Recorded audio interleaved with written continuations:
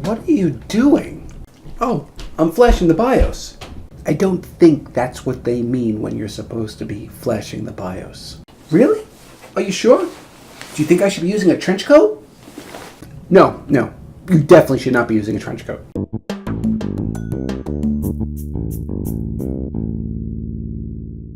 Hello, and welcome back to another episode of 5 Minutes with Franza. In this episode, we're going to be looking at upgrading the BIOS. The BIOS, Basic Input-Output System, is the part of the motherboard that our computer needs to boot from. So before the operating system can kick in, you turn on your computer, it looks to the BIOS, and the BIOS says, hey, what are the basic input and output devices I got plugged into me? How can I use them? BIOS is stored on something called firmware. Firmware is actually a little EEPROM, erasable, programmable, read-only memory. What happens is that information is stored, so when you turn off the computer, it stays. However, you can flash it and put a newer version on it. Vendors do not recommend, for the most part, doing a BIOS upgrade, simply because this is one software upgrade that you can do that actually could kill your computer. Why should you do a BIOS upgrade?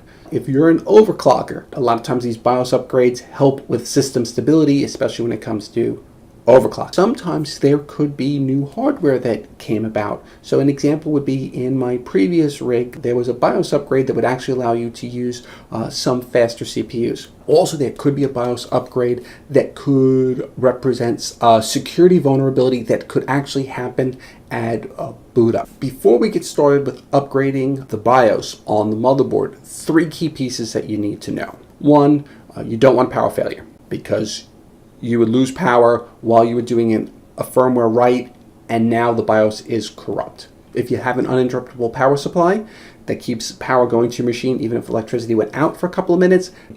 Second, get the BIOS and the BIOS software from the manufacturer. Always get it from the manufacturer. Last but not least, programs running in the background. Don't have anything running in the background, especially antivirus, anti-spyware, anti-malware. The reason being is that while these are great programs that protect us, you're writing to a part of the system that you don't normally write to. So any program that's trying to write to it, well, it's something bad. So therefore, these programs kick in and try to save you. And in this case, they're not saving you, they're hurting you. So those 3 pieces are the main parts. Other little side notes: don't try to upgrade your BIOS to a different motherboard. It has to be the right exact make model. So how do we know that? You open up your web browser and you go to Drivers and Tools or BIOS and Firmware. And this is for my model, the STRIX Z370E Gaming. Here is the BIOS version, 0805. The version I have is the one prior to that. How do you know? Well, if you have Asus, we have, here we go, in the AI suite, you have Easy Update. And Easy Update says you have version 0616. You can actually say to Easy Update, check for an update for me.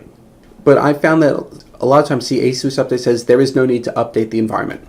But if you wanted to do it anyway, this tells you that there is an update for the Intel new ME update.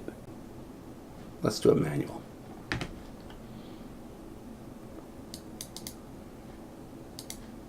There we go.